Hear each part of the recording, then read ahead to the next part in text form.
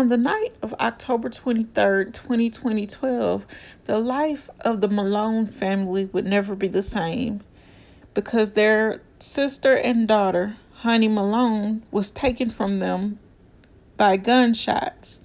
This is the case of Honey Malone. If you want to know more about this case, please continue watching.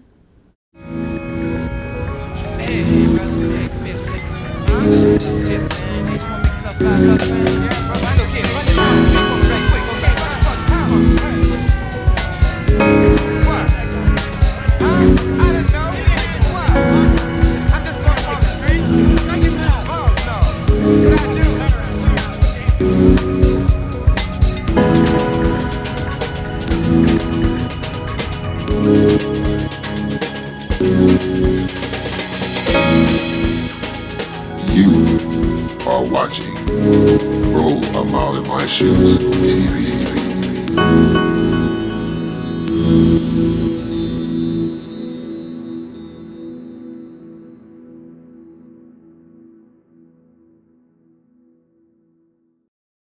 I'm pretty sure many of you remember when I first covered this case a few years ago.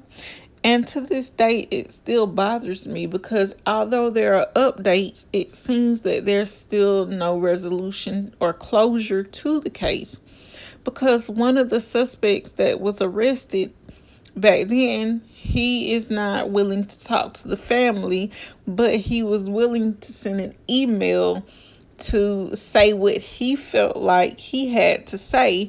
But my theory about that is he didn't want anyone to ask him any questions that he would have to answer to, so he just emailed what his thoughts and feelings were. But that still does not give the family any resolution or closure because they have questions that they want to ask this man, and he has refused to talk to them and even a few reporters. So that is really strange to me because if you don't have anything to do with this young lady's death, why are you not talking to her family as well as the people who want to know what might have happened or want to know what you may know? Man charged in the 2012 death of Vanessa Honey Malone is out on $80,000 bond, which he was able to post. And he was actually held in the DeKalb County Jail until he was able to post that bond. And this man's name is Donald Ash. And on the date of August 25th, 2020, he was 34 years old at the time when he was arrested. But many of you may know him by the name of Mercy because that was one of his aliases or nicknames or street names that I used in the first two of my videos when I covered this case. And both of those videos will be linked down in the description box below if you want to go and review those, so you can do so. Because if you're watching this video now and none of this makes sense, you would want to go back and review those videos so that this video can make sense to you. The Malone family said that Tuesday, after Donald Ash was able to post that bail, that the fight isn't over. And I also agree with them because I'm not sure why he refuses to talk to them, but I think that he might think that, everything is okay, but it's not. Because if this was your friend as you claimed her to be, and I'm pretty sure as she thought that you guys were, you will want to give her family some kind of something as far as closure or resolve to what happened and what might have happened, even if it was true, like many people think, which was that she walked in on a robbery or a drug deal gone bad. Why would you not want to let her family know what actually happened to her instead of keeping them in the dark?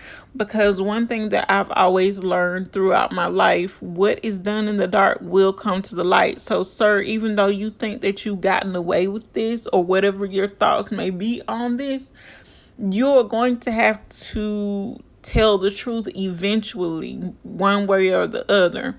And I know that it might be a quote unquote no snitching policy in the street, but at some point you got to learn how to save yourself, because I guarantee you, if it comes down to it, and these other two people, which are Spoon and Yak, which were supposed to be the other two people that could have and might have been there, if it comes down to it, they're gonna want to save their ass and, forget about yours. So I suggest, you do the same.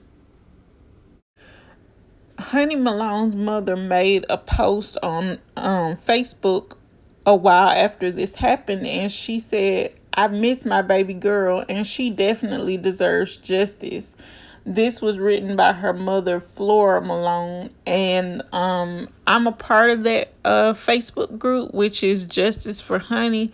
And I think that it is very important that, although it has been many years later, that this young lady still deserves justice.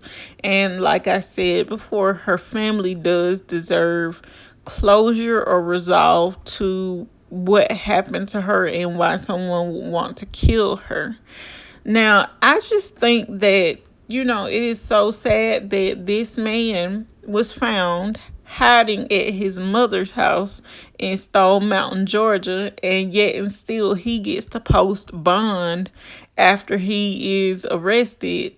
And my question to him would be, sir, if you didn't have anything to do with this, or if you didn't do anything wrong, and if you are a victim yourself, so as you said in that email, why are you hiding? Why were you hiding? Why have you not spoken to this family all these years?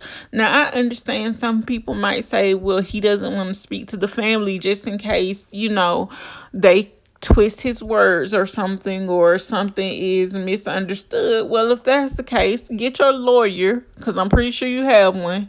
Get your lawyer and, have them sit down with you and her family and say, look, this is what I want you all to know, and say whatever you have to say from there. Now, that's what I do not understand, why he has not done this yet. And then my thing is, why has no further arrest been made in this case as well? Because I feel like, even though they might not have any physical evidence for those individuals, the other two individuals, the men that were in that house or known to be in that house, which were Spoon and Yak, they need to find them and question them a little more thoroughly, because it's just a lot that is still missing. Like, there are pieces of the puzzle that still need to come together. And I feel like they need to do some more questioning of them, as well as the people that might have saw something and might have been afraid to talk. Because I believe that if the right person or people were to come forward, it could help, solve her case, or at least give some kind of something to the case. Because people say that they believe that she walked in on a drug deal gone bad or a burglary. And as we know, when she was turning around to leave, she was shot in the back twice, and one of the bullets pierced her heart, killing her. And then they drug her to the back bedroom and threw her in the closet on a pile of dirty clothes as if she was nothing, which is really sad to think about. And I just feel like, even though, there were three men in that apartment that were always there, one of them could at least say, okay, I'm going to be honest about what happened. And then the woman who has not been identified, she could also tell what she might have heard, if there was any argument or back and forth between the quote unquote 3 to 6 men that broke into the apartment, if there was any back and forth between them and Honey, or if it was just nothing was said. She walked in, hey, y'all called me, I'm here, and then they heard shots, ring out. I mean, all of this type of stuff needs to be said even if it's not much, I'm pretty sure the family would like to know something more than what they already do. And it can't hurt him to tell what he might have saw or might have heard if he had nothing to do with it, and if he's a victim as he said in his email. I just feel like he could, prove that he was actually her friend and not one of the people that called her and might have been the person to lure her to the location in which where she ultimately met her end. I feel like that would help the family a lot as well. And another thing that makes me curious about this whole case, as far as him posting bail, how did he come up with $80,000 if he has not been working all this time, which I'm sure he hadn't because he's been on the run since this happened. So he hasn't been working. So how did he come up with the $80,000? I hope nobody's put up their house or anything for his collateral, because if they did, that would be kind of not smart. I'll just say that. And I just feel like if they didn't put up the money for his bond, I mean, there's only one other way he could have got this $80,000. Because if you go back to my last two videos on this case, you will figure out very quickly where he could have gotten that $80,000 from. And that's just crazy to me. But the conditions of his bond that were posted after he put up the $80,000 were that he must wear an ankle monitor and remain at home except for visits to his attorney or doctor or for religious purposes. Now, I'm not trying to bash anybody here, so what I'm about to say might sound a little harsh, but due to the fact this man is possibly a killer, I seriously doubt he's gonna be going to church anytime soon. So they could have at least erased that religious purposes off of that bail or bond condition, because I doubt this man's gonna be going to church anytime soon, and I doubt that he's been to church since he's been on the run or before he went on the run. So that part of it doesn't even need to be there, I feel like. And I want to say this before I end off this video. For anybody who is related to him, especially the person that came in my comment section a while ago stating that they were, and that I need to do my research a little more. I just wonder, how do you feel now about what has come to light? And I never go into a case without doing research. And to those who have not come on my page in an offensive way, or those that might, that are related to him, just be mindful of what you say, because I love to block people, although I do like a good conversation in the comment section. I have no problem with that, but just please be respectful or you will be blocked. And for the other people that don't or may not like some of the things that I had to say in this video, or may not like anything that I had to say in the two previous videos that I made about this case, just always remember that these are only opinions, and some things are not up for debate as of what I may or may not have read, because I can assure you that I have read and done research on this case, and that is why I can give my opinion in the way that I have.